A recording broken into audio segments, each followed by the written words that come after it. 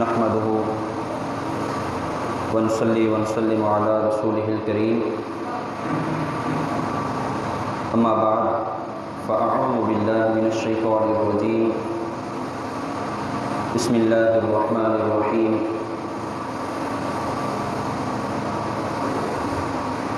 قل بفضل الله وبرحمته فبذلك فليفرحوا هو خير مما يجمعون آمنت بالله صدق الله مولانا العظيم وصدق رسوله النبي الكريم الأمين ما إن مدحت محمدا بمقالتي ولكن مدحت مقالتي بمحمد بلغ العلا بكماله كشف الدجى بجماله حسنت جميع خصاله صلوا عليه وآله قال الله تعالى في شان حبيبه إن الله وملائكته يصلون على النبي يا أيها الذين آمنوا صلوا عليه وسلموا تسليما درود شریف بابا نے بلند پڑھی اللہم صلی علی سیدنا و مولانا محمد مبارک وسلم صلاۃ و سلاما علیک یا سیدی یا رسول اللہ وعلی آلک و اصحابک یا سیدی یا حبیب اللہ۔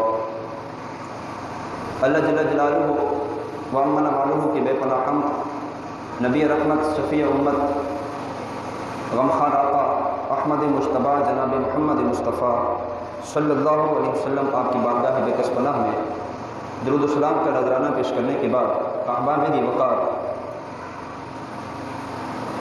عظمتوں محبتوں اور رونقوں والا مہینہ ماہ ربیع الاول شریف جلوہ فگن ہے۔ اس مقدس مہینے میں اللہ رب العالمین نے اپنے پیارے حبیب آخری نبی احمد مجتبیٰ جناب محمد مصطفیٰ صلی اللہ علیہ وسلم کو اس مبارک مہینے میں مبعوث فرمایا۔ رسول کریم صلی اللہ تعالیٰ علیہ وسلم کی محبت میں اس مبارک مہینے میں عشاقان مصطفیٰ سینوں سے بھرپور ہوتے ہیں اور محبت رسول کا، عشق مصطفیٰ کا پرچار کرتے ہوئے محافل میلاد کا انعقاد کرتے ہیں اور محبت رسول میں جلوس نکال کر اپنے عشق کا اظہار کرتے ہیں۔ محافل نعت کی صورت میں، لنگر کی صورت میں، درود و سلام کی صورت میں، عبادات کی صورت میں رسول کریم صلی اللہ علیہ وسلم سے محبت کا اظہار کرتے ہیں۔ اور بعض لوگ حضور صلی اللہ علیہ وسلم کے میلاد پر اعتراض کرتے ہیں، آپ صلی اللہ علیہ وسلم سے منسوب محبت والی ہر چیز پر اعتراض کرتے ہیں، جلوس پر بھی اعتراض ہوتا ہے، جھنڈوں پر بھی اعتراض ہوتا ہے، لنگر پر بھی اعتراض ہوتا ہے۔ تو آج کے خطبہ جمعہ میں میلاد النبی صلی اللہ علیہ وسلم کی حقیقت اور میلاد کے متعلق اٹھنے والے سوالات کے جوابات، اعتراضات کے جوابات دلائل کے ساتھ انشاءاللہ آپ کی گزارش میں پیش کروں گا۔ نثار تیری چہل پہل پر ہزاروں عیدیں ربیع الاول، نثار تیری چہل پہل پر ہزاروں عیدیں ربیع الاول، سوائے ابلیس کے جہاں میں سبھی تو خوشیاں منا رہے ہیں۔ امام ابن کثیر رحمۃ اللہ تعالی علیہ آپ نے لکھا ہے، شیطان 4 مرتبہ با آواز بلند رویا ہے۔ کتنی مرتبہ؟ 4 مرتبہ بلند آواز سے شیطان رویا ہے۔ پہلی مرتبہ آپ لکھتے ہیں کہ جب اللہ تعالیٰ نے اسے لعین قرار دے دیا، یعنی لعنت کا طوق اس کے گلے میں ڈال دیا، تو شیطان بہت رویا۔ دوسری مرتبہ جب اسے راندہ دارگاہ بنا کر زمین پر بھیج دیا تو اس وقت بھی شیطان بہت رویا تھا۔ تیسری مرتبہ جب سرکار دو عالم نور مجسم صلی اللہ علیہ وسلم کی ولادت ہوئی، حضور صلی اللہ علیہ وسلم کی ولادت کے وقت بھی شیطان بہت رویا تھا۔ اور چوتھی مرتبہ جب سورہ فاتحہ شریف نازل ہوئی تو اس وقت بھی شیطان بہت رویا تھا۔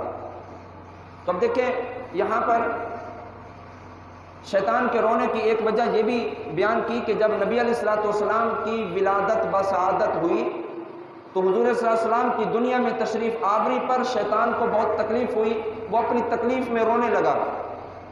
تو یہاں سے پتہ چلا کہ میلاد النبی صلی اللہ علیہ وسلم کے معاملے میں چیخنا، میلاد کے خلاف چلانا، رونا دھونا کرنا، اعتراضات کرنا، مخالفت کرنا، یہ شیطان کا طریقہ ہے، مومن کا طریقہ یہ طریقہ نہیں ہے۔ مومن کا طریقہ تو یہ ہے کہ وہ اپنے آقا و مولا نبی رحمت صلی اللہ علیہ وسلم کی ولادت کی بات سن کر بھی چہروں پر خوشی سے نکھار آ جاتا ہے، حضور صلی اللہ علیہ وسلم کی عظمت کے تذکرے سن کر سینے محبت سے پرجوش ہو جاتے ہیں۔ مومن کی شان یہ ہے جب آقا و مولا سرکار دو عالم صلی اللہ علیہ وسلم کی ولادت کا تذکرہ ہوتا ہے تو ہر طرف خوشیاں ہی خوشیاں اسے نظر آتی ہیں۔ تو ولادت مصطفیٰ پر، میلاد النبی پر چیخنا، چلانا، اعتراضات کرنا، مخالفت کرنا یہ شیطان کا طریقہ ہے، اور محبت رسول میں میلاد النبی، ولادت مصطفیٰ صلی اللہ علیہ وسلم کی تذکار جمیلہ سن کر خوشی کا اظہار کرنا یہ مومنین کا طریقہ ہے۔ میلاد کسے کہتے ہیں؟ میلاد کا معنی ہے، میلاد مولود سے ہے، اور یہ لفظ قرآن پاک میں کئی مقامات پر آیا۔ پیدا ہونا یا پیدا ہونے کا زمانہ، پیدائش کا وقت، اسے میلاد کہتے ہیں۔ اب جو لوگ یہ کہتے ہیں کہ میلاد منانا شرک ہے، شرک تو تب ہوتا کہ جب اللہ رب العالمین بھی معاذ اللہ پیدا ہوتا اور نبی علیہ السلام بھی پیدا ہوتے تو اللہ کی پیدائش پر خوشی نہ مناتے، حضور کی پیدائش پر خوشی مناتے، تب تو شرک کئی صورت میں بنتا تھا کہ دیکھو اللہ کی ولادت ہوئی، کسی نے خوشی نہیں منائی، اب حضور کی ولادت ہو رہی، لوگ خوشیاں منا رہے، تب شرک ہوتا۔ میلاد منا کر ہم تو شرک کا توڑ کرتے ہیں۔ اللہ وہ ہے جو پیدا ہونے سے پاک ہے، رسول کریم وہ ذات ہے کہ جس کی دنیا میں تشریف آوری ہوئی اور حضور کی ولادت ہوئی ہے۔ تو ولادت کا دن منا کر یہ شرک کا توڑ کرتے ہیں، شرک نہیں کرتے۔ عرف عام میں ہر وہ محفل جس میں قرآن پاک کی تلاوت ہو، رسول کریم صلی اللہ علیہ وسلم کی نعت خوانی ہو، حضور صلی اللہ علیہ وسلم کی تذکار جمیلہ، نبی علیہ السلام کے معجزات کا ذکر ہو، حضور کی ولادت کا ذکر ہو، حضور کے اوصاف و کمالات کا ذکر ہو، نبی علیہ السلام کی ذات پر درود و سلام پڑھا جائے، حضور صلی اللہ علیہ وسلم کی محبت و شوق میں لنگر تقسیم کیا جائے، ہر ایسی محفل کو محفل میلاد مصطفیٰ کہا جاتا ہے۔ تو جب حضور کی محبت میں خوشی منا رہے ہیں، حضور کی محبت میں چاہے آپ جلوس نکال رہے ہیں، حضور کی محبت میں آپ محافل سجا رہے ہیں، حضور کی محبت میں آپ لنگر تقسیم کر رہے ہیں، تو اس میں شرعاً کوئی ایسا کام نہیں کہ جو شریعت میں جائز نہ ہو۔ مجھے بتائیں کیا شریعت میں قرآن پڑھنا جائز نہیں ہے؟ کیا قرآن پڑھنا جائز ہے؟ شریعت میں نبی کریم صلی اللہ علیہ وسلم کے اوصاف بیان کرنا جائز ہے، شریعت میں صدقہ و خیرات کرنا جائز ہے، شریعت میں عبادت کرنا جائز ہے۔ یہی تو محفل سجا کر، محبان رسول کو بلا کر، دعوت عشق و محبت دے کر، امت محمدیہ کے عشاقان کو جمع کر کے قرآن پاک کی تلاوت ہوتی ہے، رسول کریم صلی اللہ علیہ وسلم کی نعت خوانی ہوتی ہے، حضور کے تذکار جمیلہ کو بیان کیا جاتا ہے، اور پھر کھڑے ہو کر حضور کی ذات پہ درود و سلام پڑھا جاتا ہے۔ اس میں کوئی ایسا کام نہیں کہ جو جائز نہ ہو۔ جب یہ سارے کام جائز ہیں تو اس کو نام میلاد النبی دے دینا یہ بھی کسی صورت میں ناجائز نہیں بلکہ شرعاً جائز ہے۔ اب لوگ کہتے ہیں جناب آپ میلاد مناتے ہیں تو کیا میلاد کا ثبوت قرآن پاک میں بھی موجود ہے کہ کہیں قرآن پاک میں لکھا ہو کہ جناب آپ میلاد کریں؟ تو ہاں، قرآن مجید فرقان حمید میں بھی میلاد کا ثبوت موجود ہے۔ اللہ رب العالمین نے قرآن مجید فرقان حمید کی سورہ یونس کی آیت نمبر 58 میں ارشاد فرمایا، قل بفضل اللہ وبرحمتہ فبذلک فلیفرحوا هو خیر مما یجمعون۔ ارشاد فرمایا، اے محبوب کریم صلی اللہ علیہ وسلم آپ فرما دیجئے کہ اللہ کا فضل اور اس کی رحمت ملنے پر مسلمانوں کو چاہیے کہ وہ خوشیاں منائیں۔ اللہ کا فضل اور اس کی رحمت ملنے پر مسلمانوں کو چاہیے کہ وہ خوشیاں منائیں۔ تو اس آیت مبارکہ میں یہ حکم ملا کہ جب تمہیں اللہ کا فضل پہنچے، اللہ کی رحمت ملے، تمہیں چاہیے کہ خوشیاں منایا کرو۔ اب یہ کسی کے ذہن میں یہ سوال آئے کہ نبی کریم صلی اللہ علیہ وسلم یہ تو کہا کہ فضل اور رحمت ملے خوشیاں مناؤ، اب حضور صلی اللہ علیہ وسلم کی ذات کیسے رحمت ہوگی یا کیسے فضل ہوگا؟ تو اس کا جواب بھی قرآن مجید فرقان حمید میں موجود ہے۔ اللہ تعالیٰ نے سورہ انبیاء کی آیت نمبر 107 کے اندر ارشاد فرمایا وَمَا أَرْسَلْنَاكَ إِلَّا رَحْمَةً لِّلْعَالَمِينَ، محبوب ہم نے آپ کو سارے جہان والوں کے لیے رحمت بنا کر بھیجا ہے۔ تو جب حضور ساری کائنات کے لیے، سارے جہان والوں کے لیے رحمت بن کر تشریف لائے ہیں، اور اللہ فرما رہا ہے محبوب آپ حکم فرما دیں جب تمہیں اللہ کا فضل اور رحمت ملے تمہیں چاہیے خوشیاں مناؤ۔ حضور صلی اللہ علیہ وسلم کی ذات سب سے بہترین رحمت اور سب سے بڑی رحمت ہے۔ حضور کی رحمت تو اولین اور آخرین کے لیے ہے، حضور کی رحمت تو مومنین کے لیے بھی ہے اور کافروں کے لیے بھی ہے، حضور کی رحمت تو پہلے والوں کے لیے بھی ہے، بعد والوں کے لیے بھی ہے۔ نبی رحمت صلی اللہ علیہ وسلم رحمت بن کر زمین والوں کے لیے بھی اور آسمان والوں کے لیے بھی بن کر آئے۔ نبی رحمت صلی اللہ علیہ وسلم زندوں کے لیے بھی رحمت، اور حضور تو قبر میں چلے جانے والوں کے لیے بھی رحمت بن کر آئے ہیں۔ تو بتائیں وہ کون سی رحمت ہے جس کے ملنے پر اللہ فرما رہا ہے محبوب آپ فرمائے رحمت ملے خوشیاں مناؤ؟ تو ہم کہتے ہیں کائنات عالم میں سب سے بڑی رحمت امام الانبیاء صلی اللہ علیہ وسلم کی تشریف آوری ہے، حضور کی ذات گرامی سب سے بڑی رحمت ہے۔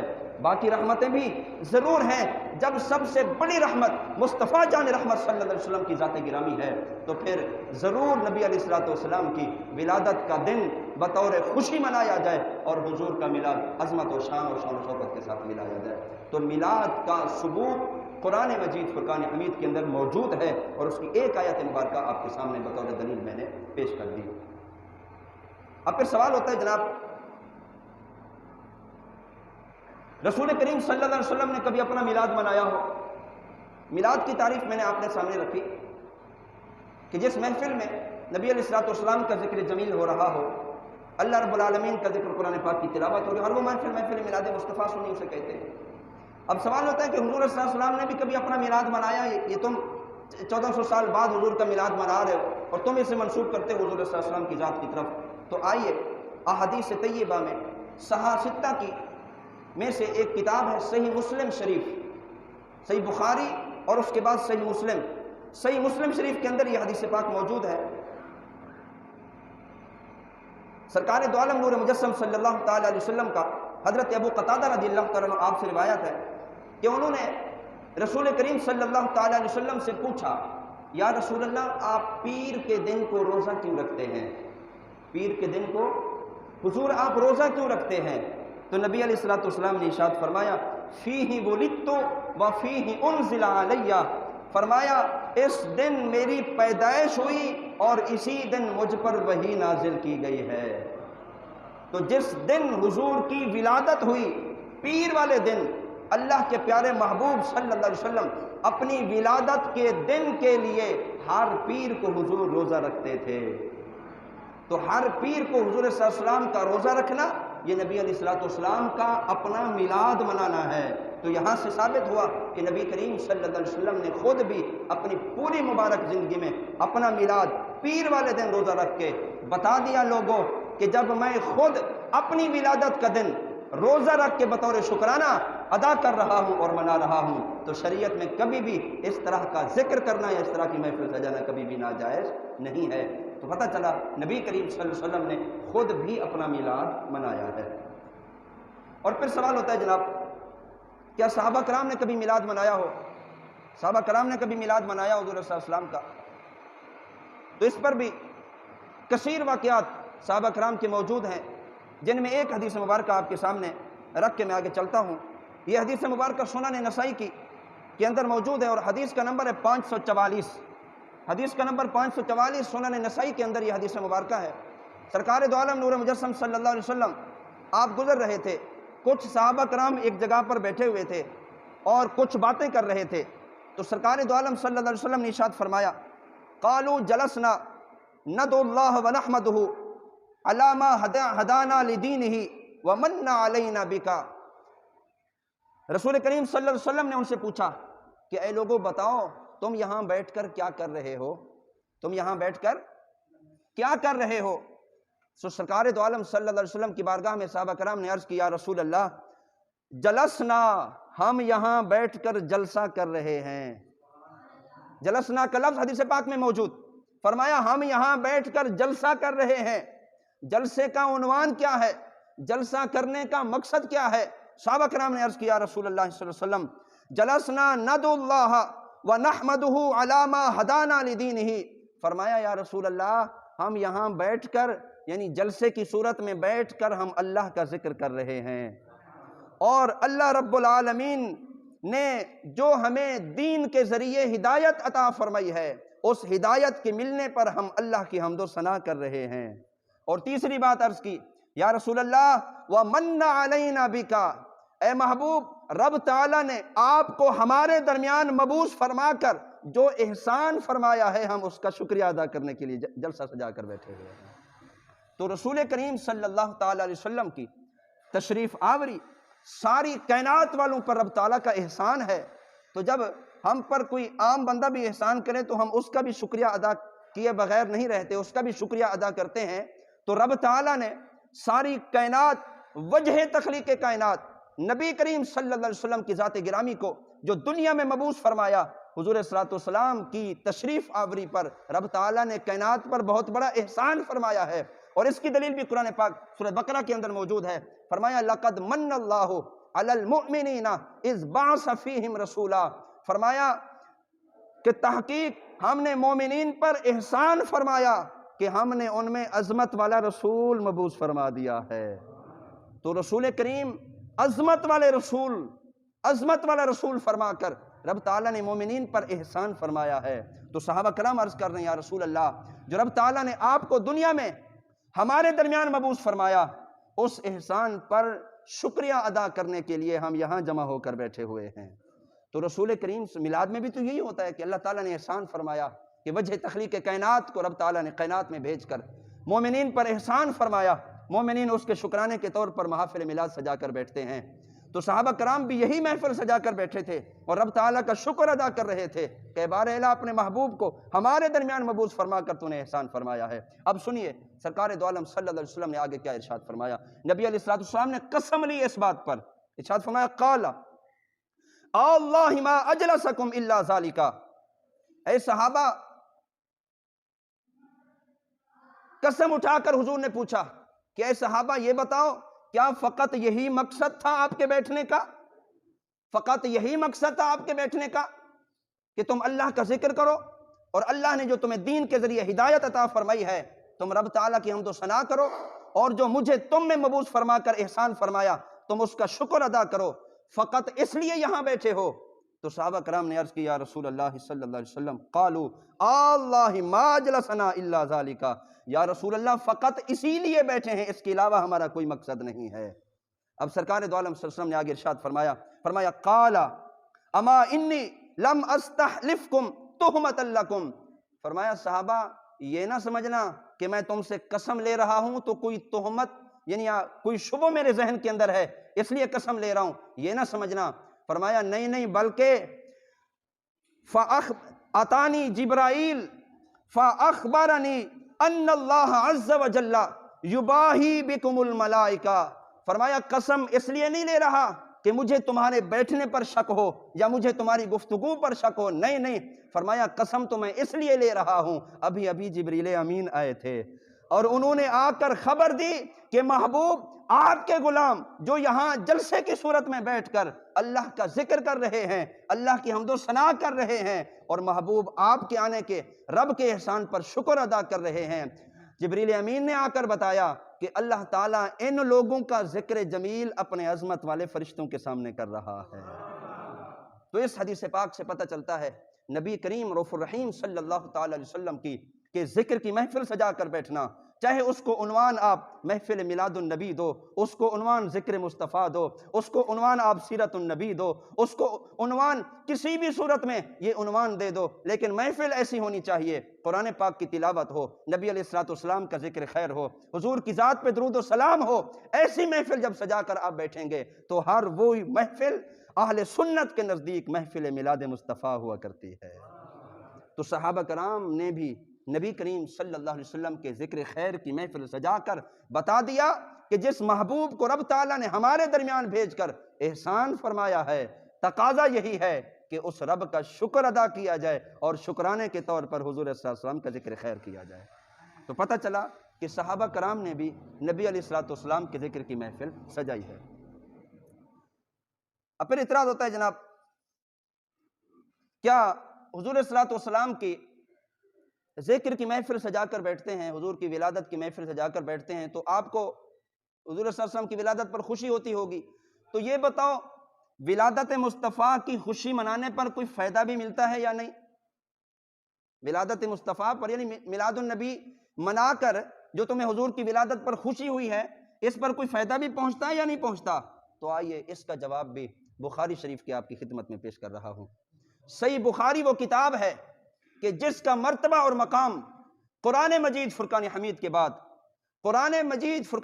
کے بعد سب سے افضل کتاب صحیح بخاری ہے، اور بخاری شریف کے اندر یہ حدیث پاک موجود ہے۔ سرکار دو عالم نور مجسم صلی اللہ تعالی علیہ وسلم آپ کے بارے میں دیکھیں، قرآن پاک میں ایک سورت ہے سورۃ اللہب، تبت یدا ابی لہب وتب۔ آپ کو پتہ یہ سورت کس کے بارے میں نازل ہوئی؟ حضور صلی اللہ علیہ وسلم کا چچا تھا ابو لہب۔ ابو لہب نے ساری زندگی نبی علیہ السلام کی مخالفت کی، اور جب حضور صلی اللہ علیہ وسلم نے اعلان نبوت فرمایا تو حضور کا دشمن بن گیا۔ اس کی ہر وقت یہ کوشش ہوتی تھی کہ نبی کریم صلی اللہ علیہ وسلم کو کسی نہ کسی ذریعے تکلیف پہنچائے، نقصان پہنچائے، اور حضور صلی اللہ علیہ وسلم کی کسی بھی صورت میں وہ بھلا نہیں چاہتا تھا۔ تو اللہ تعالیٰ نے اس کے رد میں سورہ تبت یدا ابی لہب کو نازل فرمایا، یعنی یہ ابو لہب ایسا بدبخت ہے کہ جس کی مذمت میں اللہ تعالیٰ نے قرآن پاک کی پوری سورت کو نازل فرمایا ہے، پوری سورت کو اتارا۔ یہ ابو لہب جب یہ مر گیا تو حضرت عباس رضی اللہ تعالیٰ عنہ نے اسے خواب میں دیکھا، تو آپ نے اس سے پوچھا کہ مرنے کے بعد تجھ پر کیا گزری، مرنے کے بعد تیرے کیسے حالات ہیں؟ تو ابو لہب کہنے لگا، لم الق بعدکم خیرا الا انی سقیت فی ہذہ بعتاقتی سویبتا۔ ابو لہب کہنے لگا، مرنے کے بعد مجھے کبھی بھی راحت و سکون نصیب نہیں ہوا، مرنے کے بعد عذاب میں ہی مبتلا ہوں اور عذاب میں ہی گرفتار ہوں۔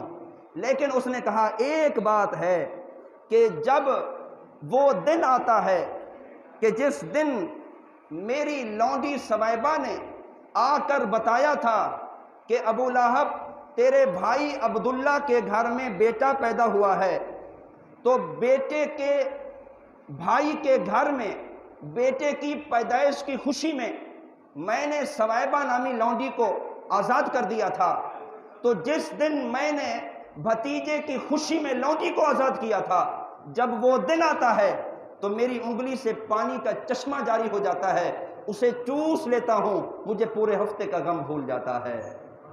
اس حدیث پاک میں ذرا توجہ میری طرف کریں، یہ لائٹ تو آئے گی اور جائے گی، آتی رہے گی اور جاتی رہے گی، بڑی اہم باتیں آپ کی گوش گزار کر رہا ہوں۔ یہ وہ باتیں ہیں کہ جو اس وقت بڑے لوگ کھڑے ہو جاتے ہیں کہ پورا سال فضول خرچیاں ہو رہی ہوتی ہیں، کوئی اعتراض ان کے ذہن میں نہیں آتا، پورا سال کوئی ایسے معاملات ہو رہے ہوتے ہیں کہ جو بلا وجہ ہو رہے ہوتے ہیں، کوئی اعتراض سوال ذہن میں نہیں آتا، لیکن جب میلاد شریف کا مہینہ آتا ہے یا محافل میلاد کا سلسلہ شروع ہو جاتا ہے تو کئی لوگ ایسے کھڑے ہو جاتے ہیں جو نبی علیہ السلام کی ذات پر، کہیں تو حضور کی میلاد پر، کہیں حضور کی ذکر جمیلہ پر جناب وہ اعتراض کرنے شروع ہو جاتے ہیں۔ تو یہ ان کے صد باب کے لیے آج میں نے یہ عنوان ترتیب دیا اور بڑی اہم باتیں آپ کی گوش گزار کر رہا ہوں۔ سوال یہ تھا کہ تم جو حضور کی خوشی میں محافل مناتے ہو، کیا اس کا کوئی فائدہ بھی ہے یا نہیں؟ تو اس کا جواب یہ ہے کہ میلاد کا فائدہ مومنوں کو کیسے نہیں ہوگا؟ میلاد کا فائدہ تو کافروں نے بھی حاصل کیا ہے، مومن کو کیسے فائدہ نصیب نہیں ہوگا؟ میلاد پر یعنی حضور کی ولادت کی خوشی منانے پر کافر کو بھی قبر میں فائدہ پہنچ رہا ہے، تو مومن کو تو بترجہ اولا فائدہ پہنچے گا۔ تو بخاری شریف کی حدیث مبارکہ آپ کے سامنے میں نے پیش کی، جب اس سے پوچھا کہ مرنے کے بعد کیا حال ہے، اس نے کہا پورا ہفتہ مصیبت اور عذاب میں مبتلا ہوتا ہوں، لیکن جب وہ دن آتا ہے جس دن میری لونڈی نے خوشخبری دی تھی کہ تیرے بھائی عبداللہ کے گھر میں اللہ نے بیٹا دیا ہے، تو اس بھتیجے کی ولادت کی خوشی میں، رسول اللہ کی ولادت کی خوشی میں نہیں، کیونکہ حضور نے اعلان نبوت تو نہیں فرمایا تھا، اللہ کے نبی کی ولادت کی خوشی میں نہیں، اللہ کے رسول کی ولادت کی خوشی میں نہیں، بلکہ فقط اس خوشی میں کہ میرے گھر میں بھتیجا پیدا ہوا ہے۔ تو گھر میں بھتیجا پیدا ہو اس کی خوشی میں لونڈی کو آزاد کرنے پر اللہ تعالیٰ کافر کو بھی اجر عطا فرما رہا ہے۔ تو جو بھتیجا نہیں، بھائی نہیں، بیٹا نہیں، بلکہ اللہ کے رسول کی ولادت کی خوشی منا رہا ہو، اللہ کے نبی کی ولادت کی خوشی منا رہا ہو، امام الانبیاء کی ولادت کی خوشی منا رہا ہو، حضور خاتم النبیین کے ذکر جمیلہ کی محافل سے جا کر بیٹھا ہو، تو کیسے نہیں ہوگا کہ اللہ تعالیٰ انہیں انعام و اکرام سے نہ نوازے۔ اس پر ایک اور دلیل آپ کی خدمت میں پیش کرتا ہوں۔ شیخ عبد الرحیم محدث دہلوی رحمۃ اللہ تعالی علیہ ہندوستان کے بہت بڑے عالم دین گزرے ہیں۔ شیخ عبد الرحیم محدث دہلوی رحمۃ اللہ علیہ، ان کا ایک معمول تھا کہ یہ ہر سال عالی شان انداز میں محفل میلاد منعقد کیا کرتے تھے، وسیع لنگر کا اہتمام کرتے اور شان و شوکت کے ساتھ محفل سجایا کرتے تھے۔ ایک سال ایسا آیا کہ تنگ دستی کا یہ حال ہو گیا کہ اب کچھ بھی موجود نہیں تھا کہ وہ میلاد کے لیے اہتمام کر سکتے۔ سوچتے سوچتے اس نتیجے تک پہنچے کہ یار بھلے کچھ بھی نہ ہو، نبی علیہ السلام کا ذکر خیر یا حضور کی میلادت منانا کو چھوڑنا نہیں ہے، اگرچہ ہاتھ میں کچھ نہیں ہے، اگرچہ وسائل نہیں ہے، حضور کا میلاد چھوڑنا نہیں، میلاد ضرور منانا ہے۔ تو شاہ عبد الرحیم محدث دہلوی رحمۃ اللہ تعالی علیہ آپ نے کیا کیا؟ آپ کے پاس جو رقم تھی اس کے چھولے لے لیے، چنے لے لیے اور چنے اپنے سامنے رکھے، نبی علیہ السلام کا ذکر خیر کیا، فاتحہ پڑھی اور دعا میں حضور صلی اللہ علیہ وسلم کی بارگاہ میں اس چنوں کا نذرانہ اور اس فاتحہ کا نذرانہ پیش کر دیا۔ شاہ عبد الرحیم وقت کے محدث ہیں، آپ فرماتے ہیں رات کو سویا ہوں مقدر جاگ اٹھے، نبی رحمت صلی اللہ علیہ وسلم کی زیارت نصیب ہوئی ہے۔ آپ فرماتے ہیں میں نے دیکھا کہ حضور صلی اللہ علیہ وسلم جلوہ گر ہیں، آپ کے سامنے کئی قسم کے کھانے موجود ہیں، کئی قسم کے تحائف حضور کی بارگاہ میں موجود ہیں۔ میں یہ دیکھنے لگا کہ دن کو تو میں نے بھی حضور صلی اللہ علیہ وسلم کی بارگاہ میں چھولے پیش کیے تھے، ذرا یہ تو دیکھو میرے وہ چھولے وہ چنے کہاں رکھے ہیں۔ تو شاہ عبد الرحیم محدث دہلوی رحمۃ اللہ تعالی علیہ آپ فرماتے ہیں میں نے کیا دیکھا، وہ عالی شان کھانے ایک طرف، نبی کریم صلی اللہ علیہ وسلم بار بار میرے چھولوں کے برتن سے چھولے اٹھا اٹھا کر تناول بھی فرما رہے ہیں، خوش بھی ہو رہے ہیں اور ارشاد فرما رہے ہیں یہ ہمارے عبد الرحیم نے تحفہ بھیجا ہے۔ تو حضور کی بارگاہ میں مقدار نہیں معیار ہونا چاہیے، صدق و اخلاص ہونا چاہیے۔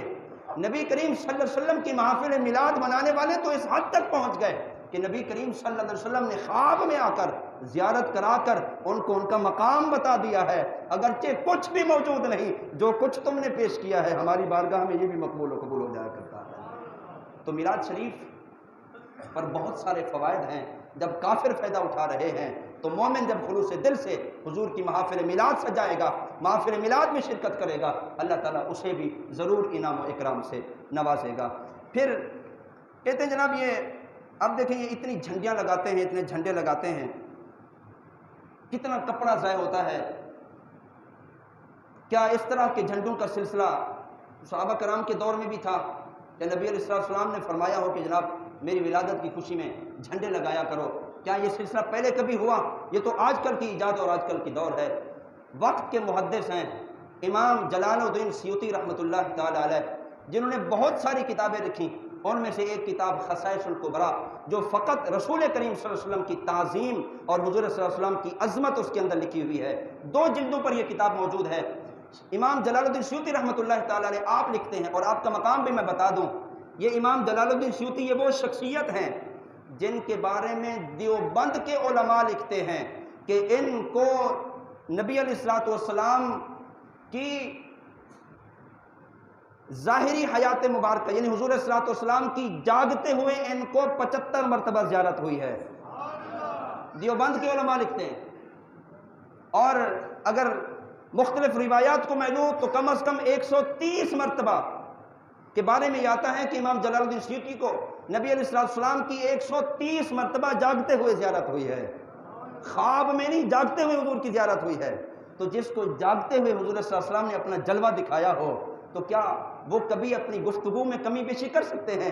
سنیے امام جلال الدین سیوطی رحمۃ اللہ تعالی علیہ آپ نے کیا لکھا۔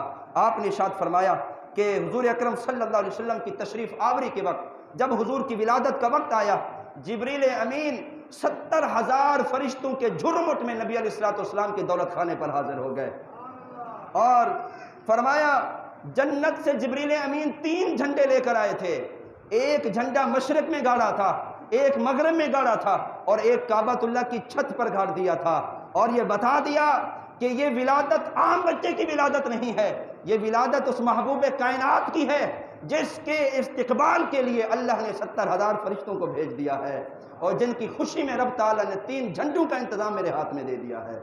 تو حضور کی ولادت کی خوشی میں تو جبریل امین نے آ کر جھنڈے لگائے ہیں۔ اور رہی یہ بات کہ یہاں دیکھیں کپڑوں کا ضیاع ہے، نقصان ہو رہا ہے، مجھے یہ بتاؤ صرف انہی کپڑوں کا نقصان ہو رہا ہے پورا سال، اور کوئی کسی کپڑے کا نقصان نہیں ہوتا، یا کسی پینافلیکس کا نقصان نہیں ہوتا، کسی جھنڈے کا نقصان نہیں ہوتا؟ جب بات آئے اپنی سیاسی پارٹی کی تو ہر شخص ایک گلی میں 2 کی بجائے 5 جھنڈے لگاتے ہیں، جب بات آئے ولادت مصطفیٰ پر تو ایک جھنڈے پر تکلیف ہوتی ہے۔ ایسے لوگوں کے جھنڈے بھی آج بھی تمہیں نظر آئیں گے کہ جو میلاد کے تو منکر ہیں، جب بات اپنے لیڈر کی آتی ہے تو پھر پینافلیکسوں سے بھی دیواریں بھری ہوتی ہیں، اور جھنڈوں سے بھی جناب یہ کھمبے اور در و دیوار سب بھرے ہوئے ہوتے ہیں۔ مجھے بتائیے یہ بغض رسول ہے یا اشیاء کا ضیاع ہے؟ اگر چیزوں کے ضیاع کا اتنا آپ کو فکر اور اتنا آپ کو جناب اس کا تفکرہ ہو رہا ہے تو ذرا بتائیں یہ جھنڈے جو سیاسی پارٹیوں کے لگائے جاتے ہیں وہاں فضول خرچی نظر نہیں آتی؟ نہیں، یہ سب محبت کے تقاضے ہیں، یہ سب عشق کے تقاضے ہیں، جن کے سینوں میں رب تعالیٰ نے عشق رسول کی شمع روشن کر دی ہے۔ وہ جب بھی محبوب کریم کا ذکر سنتا ہے چہرہ بھی کھل اٹھتا ہے، اور دل میں بھی عشق مصطفیٰ کی شمع روشن ہو جایا کرتی ہے۔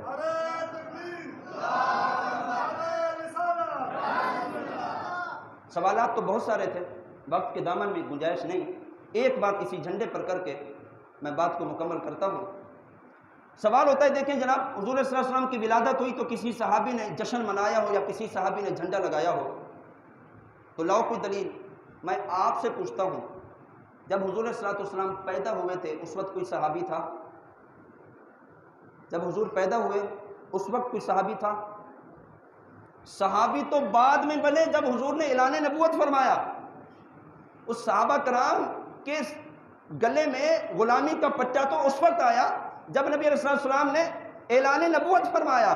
جب حضور پیدا ہوئے اس وقت تو کوئی صحابی نہیں تھا، کسی نے بھی کلمہ نہیں پڑھا تھا۔